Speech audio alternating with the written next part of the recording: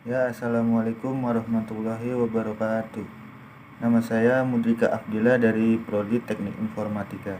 Kali ini saya akan menjelaskan tentang proses pembuatan sistem operasi. Yang pertama ada pendahuluan. Sistem operasi atau OS adalah perangkat lunak yang berperan sebagai perantara antara perangkat keras atau hardware, komputer atau perangkat digital dan aplikasi yang dijalankan oleh pengguna. Fungsi utama dari sistem operasi adalah mengelola sumber daya komputer, menyediakan antarmuka pengguna, dan menjalankan serta mengkoordinasikan tugas-tugas yang berjalan pada komputer. Selanjutnya ada perencanaan. Perencanaan pembuatan sistem operasi adalah langkah awal yang sangat penting dalam pengembangan sistem operasi. Proses perencanaan harus cermat dan teliti untuk memastikan bahwa tujuan, kebutuhan, dan sasaran sistem operasi harus terpenuhi. Berikut adalah langkah-langkah perencanaan pembuatan sistem operasi. Identifikasi tujuan dan kebutuhan. Tentukan tujuan utama pembuatan sistem operasi, misalnya apakah sistem operasi akan digunakan untuk komputer pribadi, server, atau perangkat tertanam. Identifikasi kebutuhan spesifik seperti jenis perangkat keras yang akan didukung, lingkungan pengguna yang diharapkan, dan fungsionalitas yang dibutuhkan. Selanjutnya ada analisis persyaratan. Identifikasi dan kumpulan persyaratan dari pemangku kepentingan termasuk pengguna, pengembang aplikasi dan manajemen. Buat dokumen spesifikasi yang mencantumkan kebutuhan fungsional dan non-fungsional seperti kinerja, keamanan, dan keandalan. Selanjutnya ada pemilihan arsitektur. Pilih arsitektur yang sesuai dengan tujuan dan persyaratan, misalnya apakah sistem operasi akan memiliki arsitektur monolitik, mikrokernel, atau hibrida. Tentukan komponen-komponen utama seperti manajemen memori, manajemen proses, manajemen file, dan antarmuka pengguna. Selanjutnya ada penentuan bahasa pemrograman dan teknologi. Pilih bahasa pemrograman yang sesuai untuk pengembang sistem operasi. Faktor-faktor seperti efisiensi, portabilitas, dan keamanan harus dipertimbangkan. Pilih teknologi yang akan digunakan untuk pengembang seperti alat pengembangan, sistem kontrol, versi, dan lingkungan pengujian. Selanjutnya ada perencanaan proyek. Buat jadwal proyek yang mencakup tahapan pengembangan, tenggat waktu, dan alokasi sumber daya. Identifikasi dan alokasi tim pengembang serta peran masing-masing dalam proyek.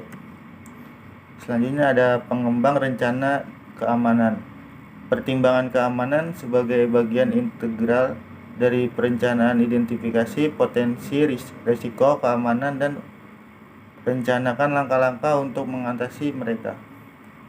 Selanjutnya ada pengujian dan validasi. Perencanaan strategi pengujian yang mencakup pengujian fungsional, pengujian kinerja, dan pengujian keamanan. Selanjutnya ada pemantauan dan evaluasi progres. Tetapkan metrik yang akan digunakan untuk memantau kemajuan proyek dan evaluasi kualitas sistem operasi yang sedang dikembangkan. Selanjutnya ada dokumentasi. Selama seluruh proses perencanaan dan pengembangan, buat dokumentasi yang rinci dan lengkap termasuk spesifikasi, desain, petunjuk instalasi, dan petunjuk pengguna. Pembaruan dan perbaikan.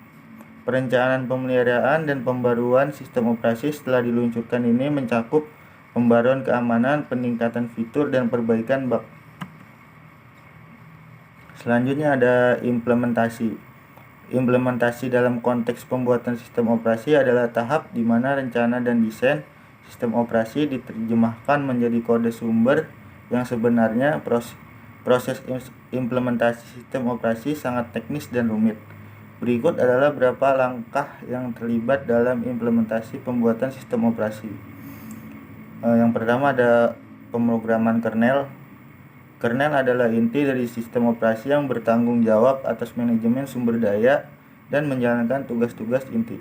Implementasi kernel melibatkan pemrograman berbagai komponen seperti manajemen memori, manajemen proses, manajemen perangkat, dan sistem file. Selanjutnya ada pengembangan driver perangkat keras.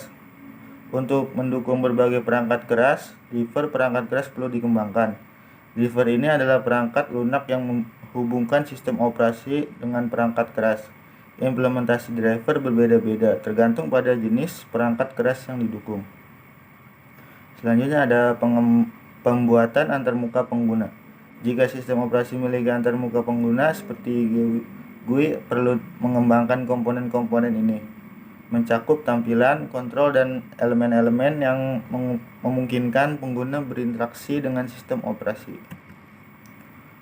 Selanjutnya ada pemrograman kernel. Pemrograman kernel mengacu pada proses pengembangan perangkat lunak yang menjadi inti dari sistem operasi atau OS. Kernel adalah lapisan perangkat lunak paling mendasar dalam sistem operasi yang bertanggung jawab atas manajemen sumber daya perangkat keras, menjalankan dan mengkoordinasikan proses dan memberikan antarmuka antara aplikasi atau program dan perangkat keras.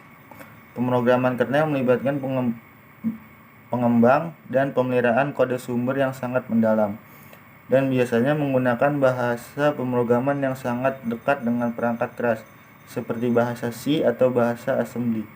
Proses ini memerlukan pemahaman yang mendalam tentang arsitektur perangkat keras, struktur internal sistem operasi, dan algoritma yang efisien.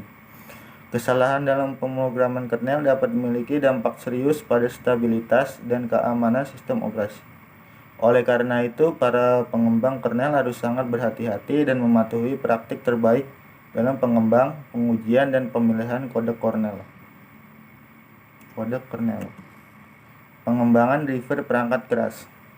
Pengembangan driver perangkat keras dalam sistem operasi adalah proses menciptakan perangkat lunak yang menghubungkan sistem operasi dengan perangkat keras atau hardware. Driver ini bertindak sebagai perantara yang memungkinkan sistem operasi untuk berkomunikasi dan berinteraksi dengan berbagai perangkat keras seperti printer, kartu grafis, kartu suara, keyboard, mouse, dan banyak perangkat lainnya. Berikut adalah penjelasan lebih rinci tentang pengembang driver perangkat keras dalam sistem operasi. Pengembangan driver perangkat keras adalah tugas yang teknis dan seringkali rumit. Pengembangan driver harus memiliki pemahaman yang mendalam tentang perangkat keras, arsitektur sistem operasi yang digunakan, dan bahasa pemrograman yang sesuai. Kualitas driver yang baik sangat penting, karena driver yang buruk dapat menyebabkan kerentanan keamanan, kesalahan sistem, dan ketidakstabilan. Oleh karena itu, pengujian dan validasi driver serta pemeliharaan yang teratur sangat penting untuk memastikan kualitas dan keamanan driver. Selanjutnya ada pembuatan antarmuka pengguna. Pembuatan antarmuka pengguna atau UI dalam pengembangan sistem operasi adalah proses menciptakan antarmuka yang memungkinkan pengguna berinteraksi dengan sistem operasi dan aplikasi yang dijalankan di atasnya. Antarmuka pengguna dapat berupa berbagai jenis, termasuk antarmuka teks, command line interface atau CLI, atau antarmuka grafis graphical user interface atau GUI. Pembuatan antarmuka pengguna merupakan langkah penting dalam pengembangan sistem operasi, karena ini adalah cara utama bagi pengguna untuk berinteraksi dengan sistem dan aplikasi. Kualitas UI dan kemudahan pengguna dapat berdampak signifikan pada pengalaman pengguna dan penerimaan sistem operasi. Oleh karena itu, perhatian yang cermat terhadap desain, pengujian, dan pemeliharaan UI sangat penting dalam pengembangan sistem operasi. Selanjutnya ada kesimpulan.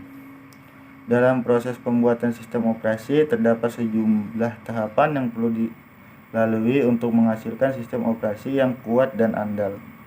Proses pembuatan sistem operasi adalah tugas yang sangat kompleks dan teknis yang memerlukan pemahaman mendalam tentang perangkat keras, pemrograman kernel, manajemen sumber daya, dan keamanan dengan perencanaan yang matang. Pemrograman cermat, perhatikan, dan kualitas serta keamanan sistem operasi dapat menjadi landasan yang kuat untuk berbagai aplikasi dan layanan. Kesalahan dalam pengembangan sistem operasi dapat memiliki konsekuensi serius, sehingga perencanaan dan implementasi yang hati-hati sangat penting. Ya, sekian penjelasan dari saya. Maaf apabila ada kata-kata yang kurang berkenan. Selebihnya mohon maaf. Wassalamualaikum warahmatullahi wabarakatuh.